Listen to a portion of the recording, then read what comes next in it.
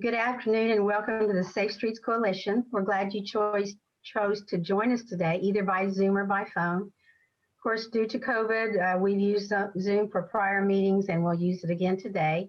But we will have a YouTube link and survey that we'll send to you in a few days so you can view it again. The PARS Safe Streets staff joining us today is our new Executive Director, Mandy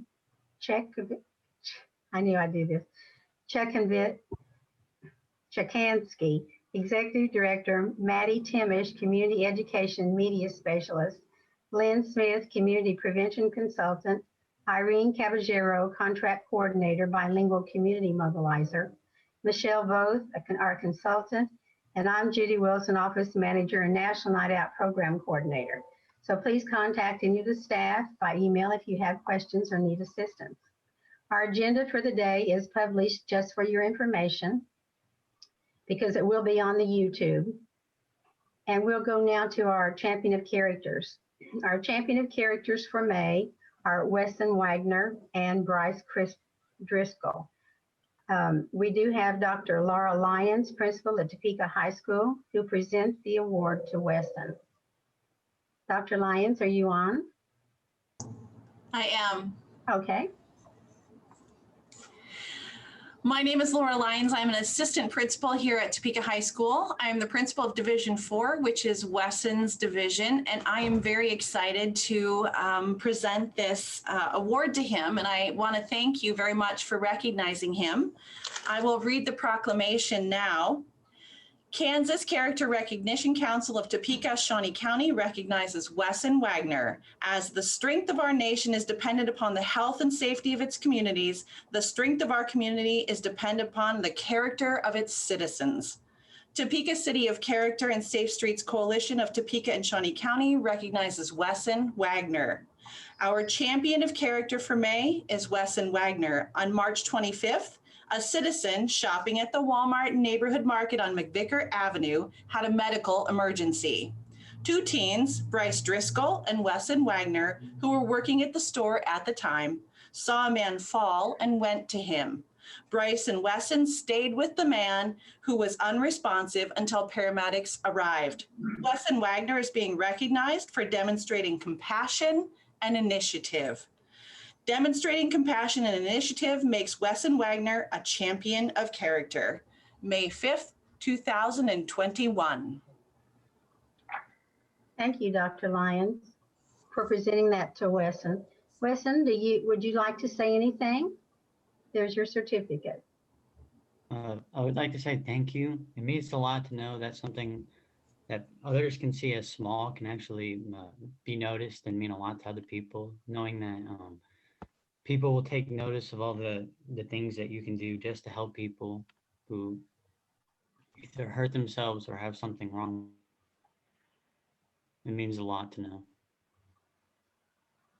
Thank you, Wesson. We really appreciate everything you did for him and everything you do for the community. Thank you so much. And thank you, Dr. Lyons, for being here and presenting the certificate to him. We appreciate that as well. My pleasure. He's a fine young man and represents Topeka High and Topeka Public Schools very well. Thank you so much. Do we have Colin Cathy on with us today? Yes, I'm here. Okay, Colin. Well, welcome. I would like to recognize, along with that, is Bryce Driscoll. Just reading through his champion of character is just that, you know, Topeka City of Character and Safe Streets Coalition, Topeka and Shawnee County would like to recognize Bryce Driscoll as a champion of character for May. On March 25th, a citizen shopping at the Walmart market at McVicker Avenue had a medical emergency. Two teams, Bryce Driscoll and Wesson Wagner, were working at the store at the time, saw the man fell and went to assist him. Both Bryce and Wesson stayed with the man, who was unresponsive until paramedics arrived. Bryce Driscoll is being recognized for demonstrating compassion and initiative. Demonstrating compassion and initiative makes Bryce Driscoll a champion of character. And here you go, Bryce. Congratulations. Thank you. Congratulations, Bryce. Would you like to say something? Yeah, thank you guys for everything you guys have been doing and staying with us in this time of need. we're welcome to help anytime we can. Thank you so very much. Would you like to say anything else, Colin or Bryce? Just similar to what Dr. Lyons said, Bryce does a great job of representing Topeka Public Schools, and for our world, specifically Topeka West High School, just as a young man of character who is always standing up to do the right thing and making sure that the people around him are successful. Thank you so much for joining us today, and best of luck to all of you. Thank you.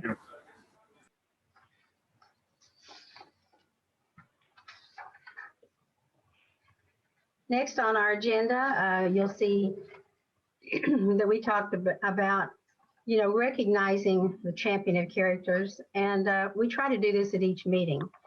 And a person can be nominated for exhibiting good character that has significantly improved the health, safety, or quality of life of the community.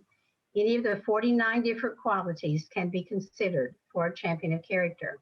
Anyone in Shawnee County can be nominated by completing the nominating form and mailing it to jwilson@safestreets.org. And that nomination form can be found on the PARS website at parstopeka.org. The April meeting minutes was sent to each one, and it is here just to be a matter of record, and you'll have it on the YouTube. So there is no action needed. We'll just present it here to you.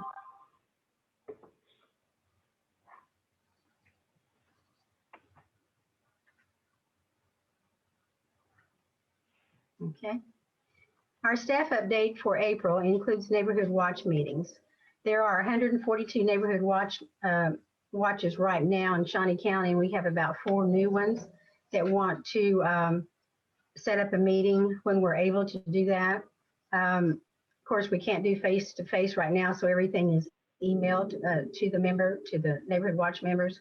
And also, we send safety information. So during this month, we reached 4,777 people with our safety information.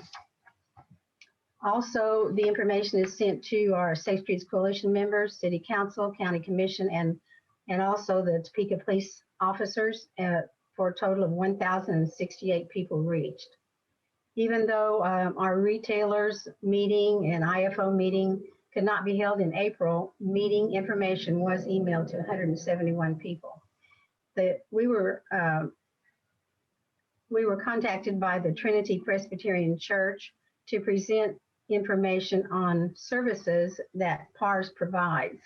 So we met with them on Zoom on a Sunday morning. There were 22 members of the Sunday school class attending that Zoom meeting. So even though, we're working from home, we still had 564 emails and calls for services for Safe Streets for the month of April. We always list our Facebook pages here, and these are people who have been reached on the lock it, remove it, or lose it. And of course, that is for remove items from your vehicle so they won't be stolen. There were 131 people reached there. National Night Out, we reached 136 people. Of course, that will improve now because we are planning the National Night Out event for August the 7th on a Saturday. Last time we had it in 2019, we had 80 neighborhoods and 12,000 people participate. So the registrations are now beginning to come in, and hopefully we can meet at least once before the event, but we're just waiting for a place that's large enough for us to social distance. And also on the Safe Streets Coalition Facebook, we had 216 people that were reached there. So check that out because we do have more information coming out on the Safe Streets Coalition Facebook. Now on the substance abuse initiatives, we did have a Zoom meeting for the Substance Abuse Task Force. We had 7 people attend that, and that is during the lunchtime. You will want to check out our new Prevention and Resiliency Services PARS Facebook. We did have 11,458 people that have reached out on that. We do have meetings and trainings listed, so you'll want to check it frequently. On the Latino initiatives, we did have 764 people reached on the Latino Facebook. We do have Sergeant Mike Burns with us today from the Topeka Police Department, and he will talk to us about the crime stats. I think he probably needed to call in this morning. So, and also, are you there, Mike? Judy. Okay. Yeah, I'm here. Thank you. Awesome. So going through the crime stats, first, our city violent crime. As you can see, it's mostly down across the board. As we start getting into the summer months, we do anticipate just things fluctuating as they usually do year in and year out. When you go to city property crime, again, you're seeing it across the board for the most part down. I will highlight auto thefts are on pace and just a little bit higher than last year. We continue to see individuals warming their cars up in the morning. Although the weather has been nicer, it's still a little chilly in the mornings. And so we're seeing individuals warming up their cars, leaving them unattended to go in back their house, maybe get a cup of coffee, maybe get the dogs put away, and then coming out to find their vehicles are missing. You do got to keep in mind the crime of opportunity to steal a car that is unlocked and already with the key ignition running is really an easy one because all it takes is a couple seconds for that crime to occur. So let's be safe out there. If it takes a couple of extra minutes to be with your car to get it warm, let's do that. We just don't want you to be a victim of a crime such as that. For community events, we actually had some for the month of April. We assisted with a half marathon on April 24th that ran through the city. If you're out and about on that Saturday morning, you probably ran into us throughout the city on that. And then on April 25th, Lifehouse Child Advocacy Center had an event at Evergy Plaza downtown. They partnered with us, Sheriff's Office, AMR was out there, the fire department, and Bikers Against Child Abuse members were out there as well. We work with Lifehouse on a daily basis. They are a great resource for us. They have professionals that work with child victims in all sense really well, and so we couldn't be happier with the partnership that we have for them. And then in May, we're having now the Solar Plunge, which is your traditional Special Olympics polar plunge on May 15th. That's going to be at the Aquatic Center at 21st and Urish. I believe the exact address is 2201 Southwest Urish Drive. On top of having the traditional polar plunge, they're also going to have a cornhole tournament. You can go to plungekc.org/Topeka to get more information on that. Detective Christy Powell and Deputy Purdy with Sheriff's Office would also be two avenues to reach out to get more information on that. It's a great event. We look forward to it every year, and to see the smiles on the kids' faces is priceless. Thanks, Judy. Thank you so much, Mike. Next, we have Shawnee County Sheriff's Office Deputy Abigail Christian. Who'll give us an update on the Sheriff's Office. Thanks, Judy. Like Judy said, my name's Abigail Christian, and I'm the Public Relations Deputy for the Shawnee County Sheriff's Office. To start, we're just going to look at a few of our stats. If you'll go ahead and go to that next slide. Thank you. This graph just shows you a list of the burglary and theft cases that we've had by year. So as you can see, so far in 2021, our numbers are down compared to the last few years. And a lot of that is attributed to the vigilant citizens that call in when they see suspicious activities, and the people that are listening to us when we ask them to please lock their doors and windows, especially on vehicles. And then just our proactive policing that we've been doing a lot more of lately. And go ahead and go to that next slide. This graph here just shows you the felons in possession of firearms arrests that we've made. As you can see, since 2018, our numbers have gone up and tripled. We are still on track for 2021 to surpass last year's numbers. And we can go on to that next slide. And this graph here just shows you the firearms that we have seized that were being illegally used. Again, 2020 was a great year for getting illegal firearms off the streets and out of the hands of criminals. And we are still on track for this year to hopefully meet or surpass last year's numbers as well. And then we'll go to that next slide.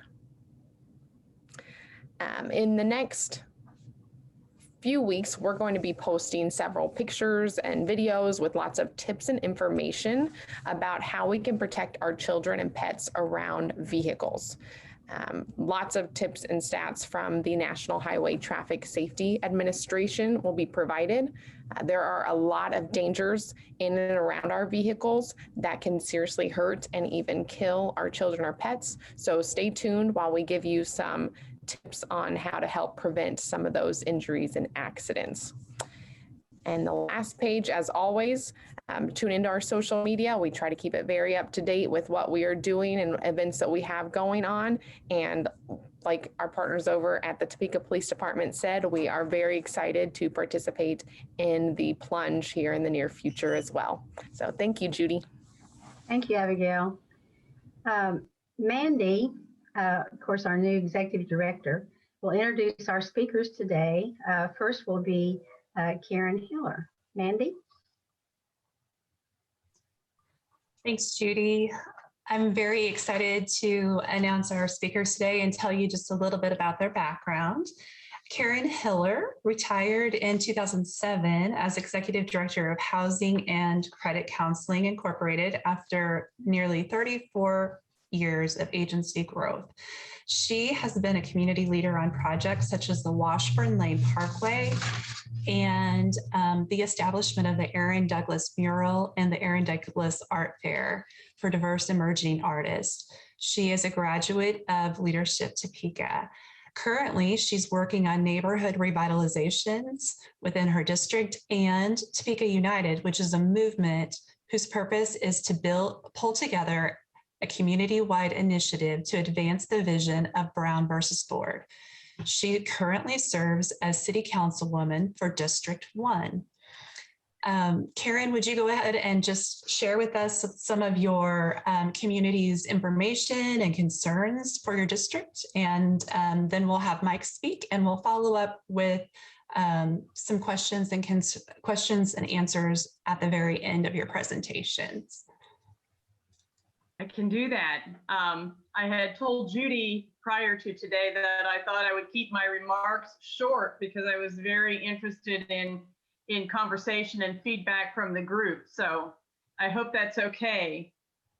Overall, welcome first, new director Mandy, and thank you for the introduction. There has been a lot of conversation.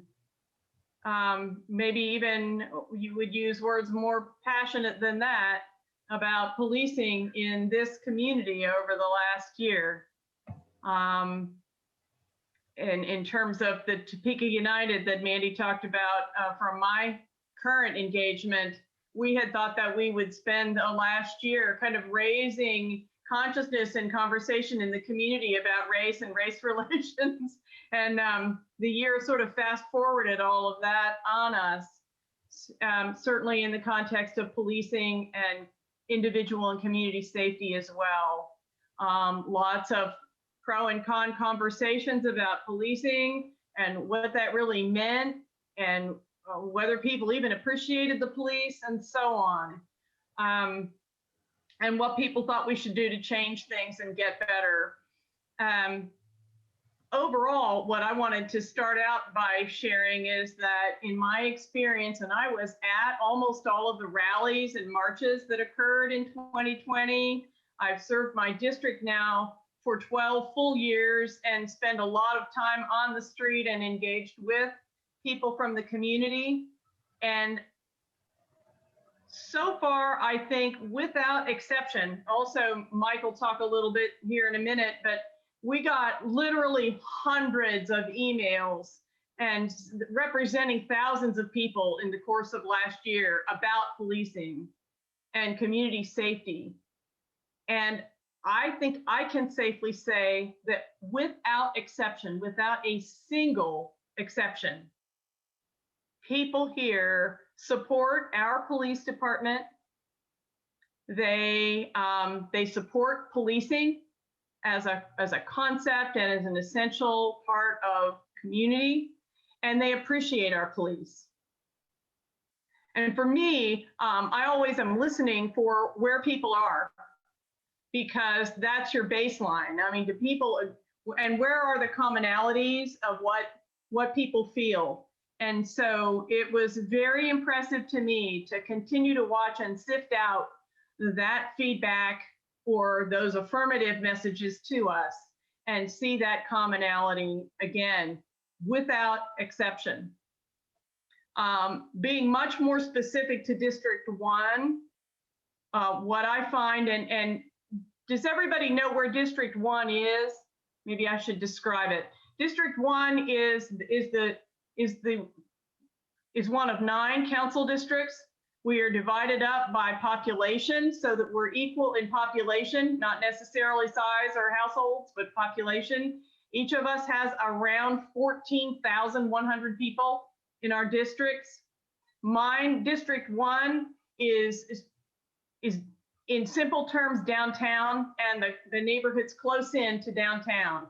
We're all south of the river, so I stretch from just east of downtown all the way to 6th and Gage, and then drop down to 17th and Monroe, where Monroe School is, from Brown v. Board. Go across 17th Street to Washburn, come up Washburn to 10th Street, and head west on 10th Street to McVicker up to 6th Street, and then on out to 6th and Gage. So it's big, it's very diverse economically, education-wise, employment-wise, some of the wealthiest and most educated people in town to some of the poorest people in town. People who own expensive homes and people who are in subsidized housing in high rises. It's very, very diverse. I personally love that. I talk about District 1 as being the District 1 where all the cool people live and everybody else just wishes they did, and I mean it. So in terms of profiling who they are, fundamentally in terms of policing and safety, they are oriented toward preventing and reducing crime. Sounds simple, but it's very fundamental, and that's just a piece of what the police department does. They're willing to help when the call goes out to say, let us know if you see something, if you see something, say something, all those catchphrases and encouragements, they do it. They are willing to call. They are willing to send emails. They're willing, they want to follow up on cases. If something has happened, they want to be able to follow up and find out. And they're willing to be eyes and ears and voices. And some of them have also worked out systems of sort of trunking calls, like having somebody on a block or in a neighborhood who's kind of the point person. So because they've realized that sometimes people they're worried about retaliation, or they're worried about just being known, or whatever their reasons might be, they're just timid. Being able to talk to somebody in the neighborhood that can kind of give them some feedback at the neighborhood level, and then can be the one who's the primary point person with the police department, has worked very well in some neighborhoods where they've tried that. And it's a two-way street. I think when they do that, then the police department knows it's so-and-so, and they respect that individual and know that there'll be a good exchange of information. And I have to say that my neighborhoods, I think to the neighborhood, desperately miss the community policing that we used to have, where there would be an officer that they knew and trusted, whom they knew them as well, so that you didn't have to start from scratch when some activity was happening at a certain property. That person to be able to trunk communication for them and to be there for them. District 1 was one of the districts that did crime summits. We were the first ones to do it, and we're the only district, as far as I know, that did it solo just for the district.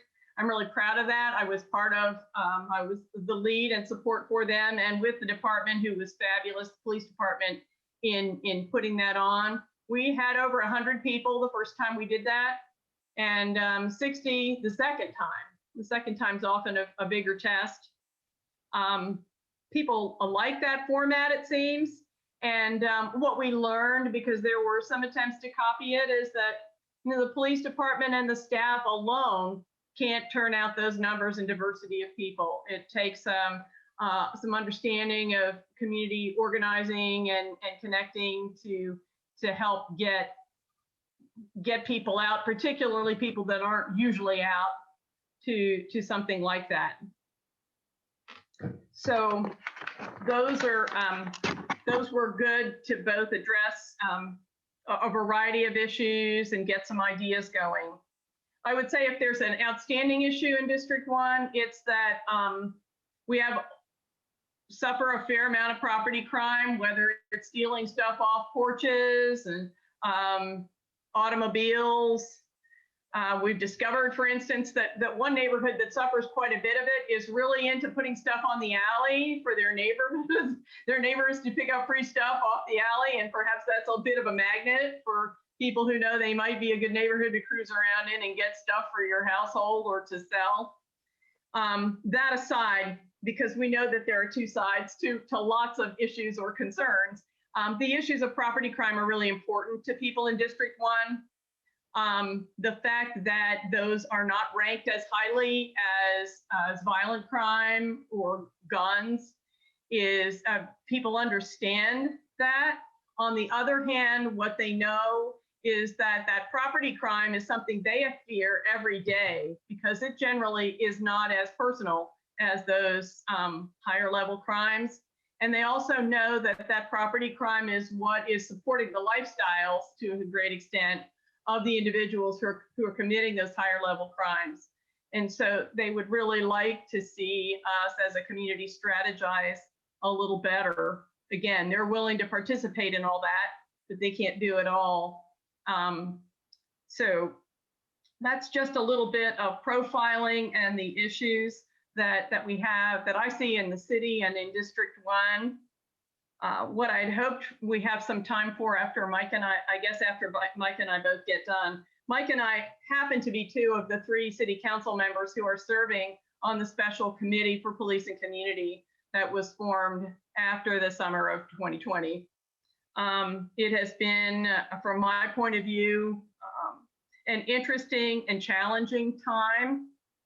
The public is starting to get a little restive about how we're doing, but what our chair, Councilwoman Ortiz, has chosen to do is to work very steadily. You know, after having had basically 5 or 6 months of steady input from the community, be it through rallies or speeches or emails or people coming to the council or having the special meeting that we had in August for police and community relations.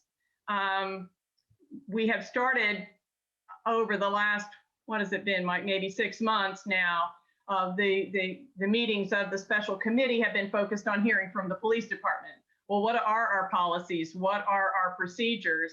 How is it going? And we've still not heard as much from the police department as we did from the public. So we're still on that learning process with listening sessions, and nonetheless are eager to try and pull some of those things around. And our chair has listed some items, some general categories that she hopes to rally us around as we kind of pull the issues together. And I was interested in hearing from people in this group of what your thoughts are. And those 5 items that I pulled out of the list were, what do people think, or the people that you represent think would be the ideal deployment of officers for the best use of tax dollars? Any comments about customer service that could help us do better? comments on ways we should continue or improve or change regarding juveniles. Continue, improve, or change regarding recruitment of officers, particularly diversity, that the department has been working on and working successfully on, certainly making improvement, but input on in any of these areas on what people's thoughts are.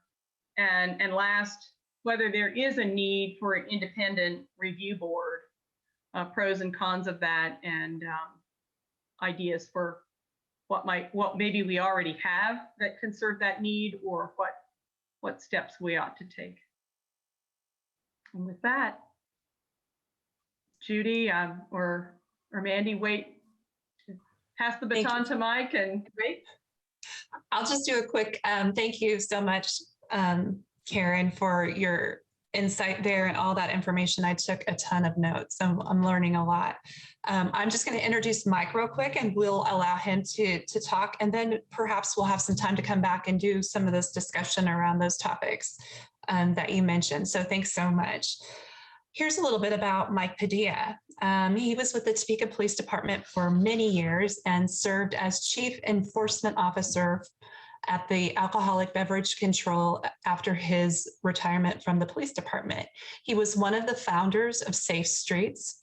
He currently serves as city councilman for District 5, and his involvement with committees and board membership include the JADO Committee, Public Health and Safety, Special Committee for Traffic and Pedestrian Safety, and the Go Topeka Board of Directors, in addition to the Special Committee on Police and Community. So I'll turn it over to you, Mike, to share a little bit about District 5 with us. Thank you, Mandy. I appreciate it. And thank you for the invitation to be here. It's been a while since I've been able to actually attend a Safe Streets meeting. Ironically, even though I try to follow its work as much as I can, and have continued to meet with Michelle and Judy about different things that I think are coming to Safe Streets, that I think will continue the effort that they are having in the community to bring not just new ideas, but ideas that worked before to the community. District 5, I'll do what Karen did, give you a mental driving tour of what it covers. And like hers, it's pretty jagged. They don't use a straight line anywhere, I think, in the redistricting. Mine generally is from 27th Street South, east to, I go as far as Illinois in some neighborhoods, west over to about Arnold, which is about 3 blocks east of Gage, and then south all the way to the city limits. And like Karen, I have some very well to do neighborhoods, and I have some neighborhoods that have been struggling for some years. So it provides an opportunity to serve in many different ways, depending upon the needs of each community. So I think that's a good thing for every district to have a mix, because that way you get to see the needs of people from their own lens and not just one perspective for the city. I think I've also been fortunate to sit with a group of people on the council right now who have, for the most part, in my opinion, taken that point of view of the city of Topeka and what is good for the whole community, and rather than district-wise specifically. You know, the thing that always comes to me, people ask me on a pretty regular basis, and it's well-meaning, but I think it's misplaced. People ask me, well, what do you think the Hispanics in Topeka want? What do the Latinos want in Topeka? And I usually turn that back around to them and ask them, so what do you want? Because it's the same thing, basic needs for anyone. Hope, health, happiness, prosperity in a community they can live in. Our needs are not any different than anyone else's. Now, how they get delivered and how they're presented can make a difference as whether or not the resources are effective in the community. For my part, crime in Topeka has always been a matter of priorities for the community. If there's a rise in property crime, as Karen notes, then that's what the citizens want addressed. If there's a rise in violent crime, gun shootings, then the department tries to do what it can to mitigate those concerns by deploying the resources and officers and tactics that can help a community feel safe in its neighborhood. And I try to think of this whole city as a neighborhood. For too many years as a police officer, I would hear citizens say, well, that happens on that side of town. And in my side of town, that doesn't occur. And that's just so close-minded, because the whole city is affected by crime in any part of our community. If it affects one, it affects all of us. And so I think the approach that the department has taken over the years to try to implement parts of community policing, and I say it in that sense of parts of community policing because I first was introduced to community policing back in 1970s. And so it's been around for a long time. It's not a new idea, but how it looks in each community varies. And the thing that I have really tried to revisit for myself as sitting on the council was thinking about how we brought safe streets to our community. And there were a few people that got together and thought they had a real good idea about addressing crime, and their ideas were good. But we all reminded ourselves as we did that is that we didn't have all the answers, and we didn't have the questions that should be asked to give us the right answers. So we always had great participation from the community to help us craft what Safe Streets became and what has continued to be. And I believe, if in my opinion, we work hard at it, Safe Streets is in a position to be rebloomed, as it were, in this community, taking on the challenges that we face now. And right now, I really think the effort to bring the community into the strategic planning of Safe Streets is extremely important. As well, do I think that is important for the police department. And I think I mentioned that before, Chief Wheelis, is that the more we try to serve the public, sometimes we rush to give that service without full consideration of everybody who is going to be affected by that service.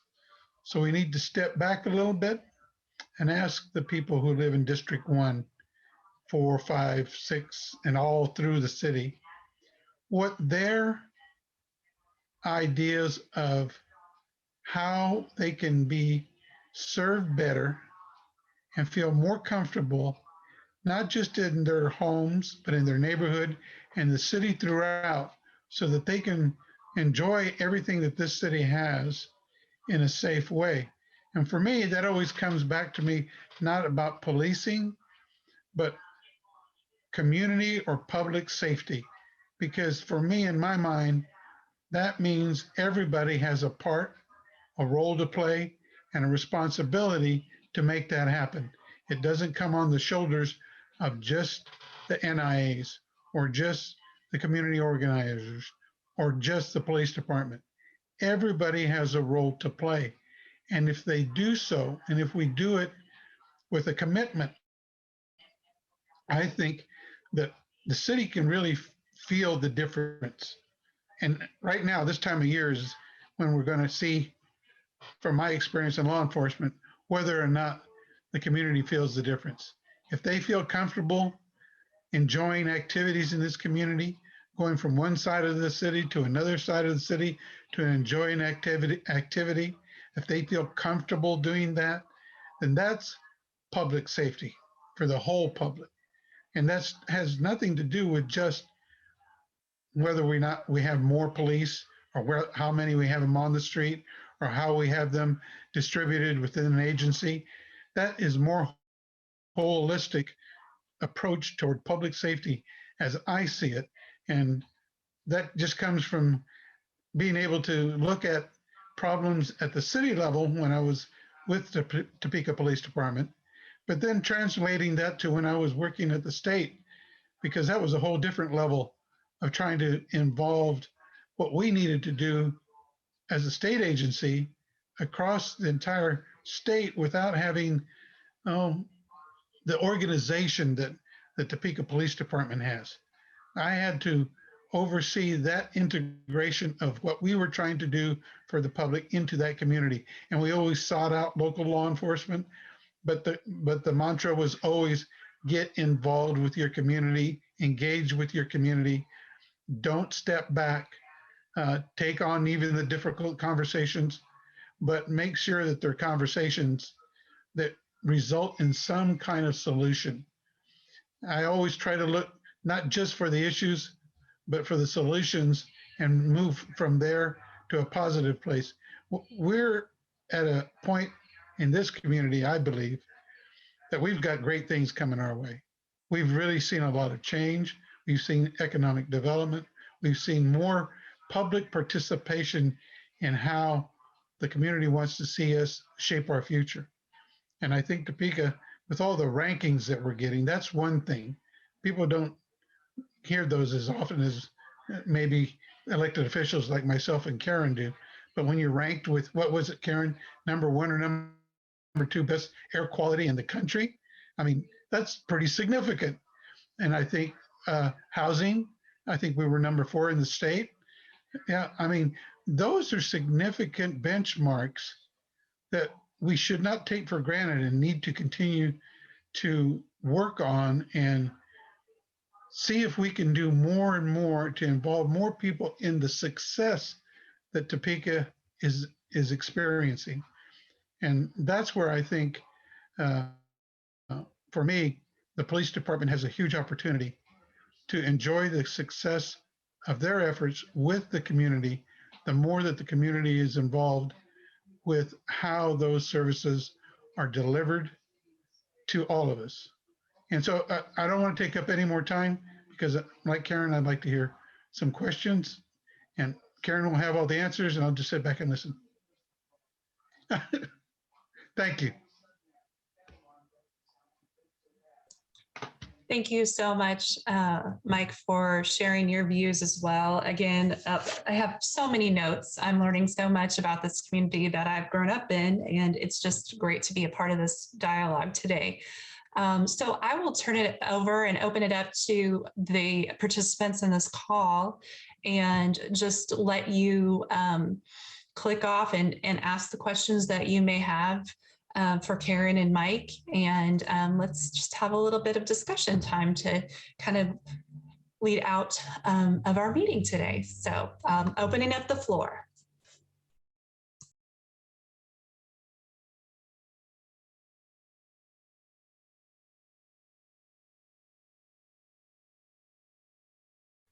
Oh, there have to be some questions, surely. I'll ask a question of Michelle Voth.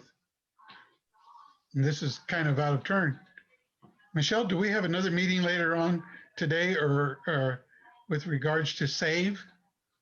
We do on Monday. On Monday, okay. Monday. That's my, Yep. I'll ask you a little bit about that if you care to share what the SAVE effort is and why we're talking about it in relation to Safe Streets. Well, sure. And I don't have my notes here, so you can help me fill in the blanks because you probably know as much as I do. But Safe Streets at PARS has been approached to look at a program called SAVE, and it's related to reducing violence. And essentially, the program is folks who have been charged with a felony often have family members, neighbors, other associates, friends who are at risk for crime and going down that path.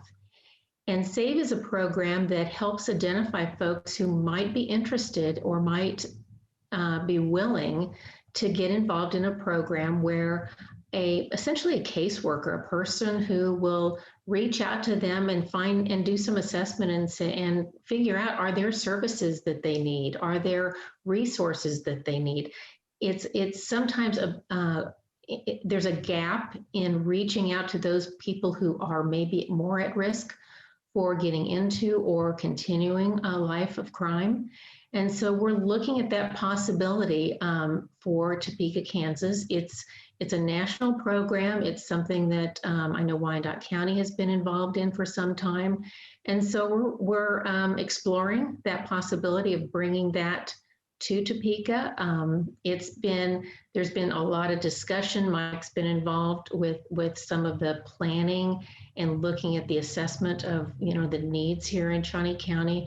So we're real excited. We're going to be meeting with some leaders at the city offices to see how that might work here in Topeka and how we might be able to secure funding for that program and go from there. So Mike, any more, you probably can add to that, but it takes a new approach to looking at crime really at the ground level, essentially, and hopefully providing some services then and get people out of the risk, some of the risks that they have for those issues. Well, I think you've summed it up pretty well, Michelle. Basically, what we're trying to do is break that chain. Right. When somebody does a drive-by shooting or people know who's doing that. Their relatives, friends, they know who is committing those crimes. And what we try to do in this program is identify the persons who know and try to engage them along with the person who's committing those crimes and find out why or what circumstances exist that keep this perpetuating in our city. And if we can intervene and stop that or provide another path. And also part of the program is we try to use people who have kind of been down that road and know that it doesn't lead anywhere but to more trouble, and try to influence the families and friends of those so that can be reduced in frequency in our community, and I think make us all feel safe. Probably anybody here could probably say that they've been in bed or in their home at night and heard gunshots in the neighborhood. We know somebody knows who's doing that. It hasn't been done in a vacuum. And the program seeks to find out those connections so that they can talk to Michelle Voth and say, Michelle, what are you doing this for? Why do you have to continue this activity? We're here for you, and provide a support system that gets them out of that bad behavior. So hopefully it will reduce those kinds of crimes in the city. It's really an attempt to have a different touch point for people that may not be already connected with services that they need or don't necessarily know that they need, but we can offer up some assistance in that way. So it'll be new. It's an experiment, and so we're excited to kind of go down that path, and we'll certainly be reaching out. Andy, it's going to be tagged you're it, and the rest of the staff to figure this out, and it's going to take a unique person to be in that position, and we may be reaching out to some of you that are on the call if this does get approved. Who will be a good person for this? It will be a tough job, but a very important job as well. To follow up on, since we're on that line, is this the program that the Center for Peace and Justice is involved with as well, or is there a different program that they are now onboarding? It's the same program. We're just trying to find, I think, the most appropriate place for that program to work from. Okay. Yeah, but same people, same program. the district, what's really cool is that we've got, the police department, sheriff's department has had representatives there at times, and the district attorney is on board.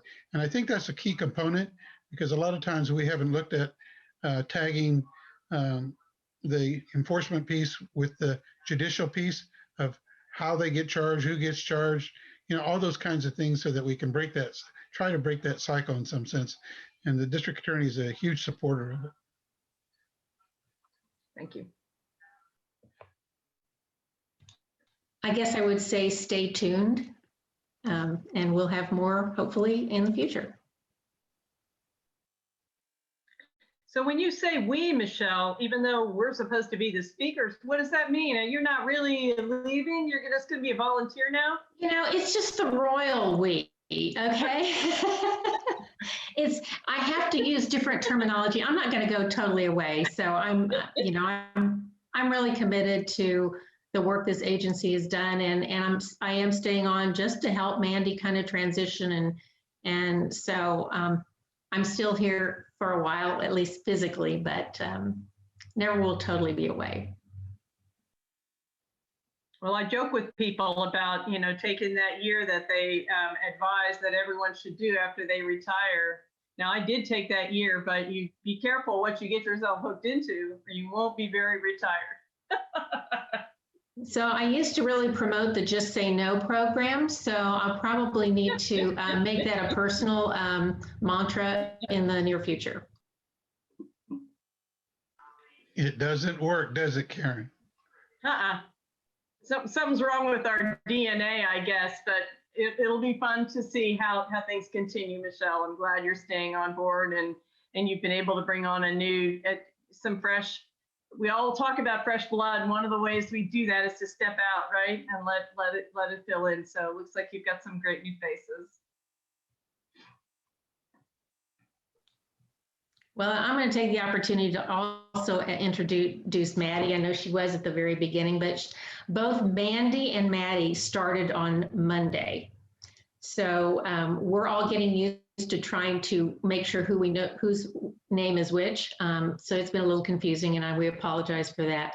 But Maddie brings a lot of media experience and marketing experience to the agency, and she's hit the ground running. So we're really excited, and she already has some new ideas for promoting our programs and getting out there a little bit more in the community now that COVID's kind of letting us out a little bit. So anyway, Maddie, I just wanted to shout out to you and appreciate both you and Mandy, who are going to be great additions to the agency. So I'm really thrilled and proud to have them to be here, and very proud to have been part of this organization, both as a board member years ago and as ED for the last 5.5 years. So thank you all for all of your support you've given this agency in the past and continue in the future. And don't worry about the name thing. At one point at Housing and Credit Counseling Inc., we had a Carrie, Mary, Sherry, and the Carries were Carrie McGill and Carrie McGinley. And we just got over it. You just say, you figure out little initials like you had in first grade when they counted off attendance, and you just do it. So.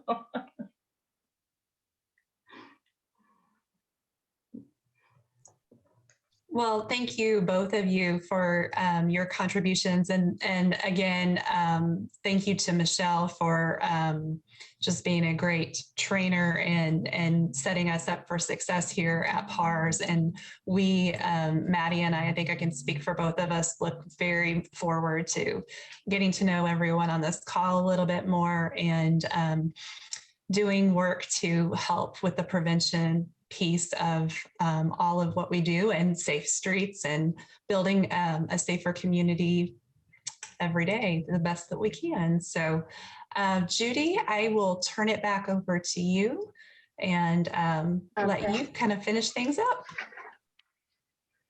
Well, I do want to thank Karen and Mike for all your support for all of our neighborhoods, because you're just really great to work with the neighborhoods, and we do really appreciate all your hard work there.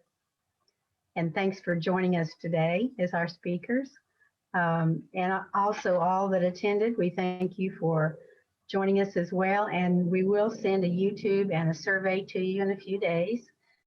We would appreciate it if you would complete the survey and return it to us, because we really want to know what you would like to be included for programs and how we can serve you better.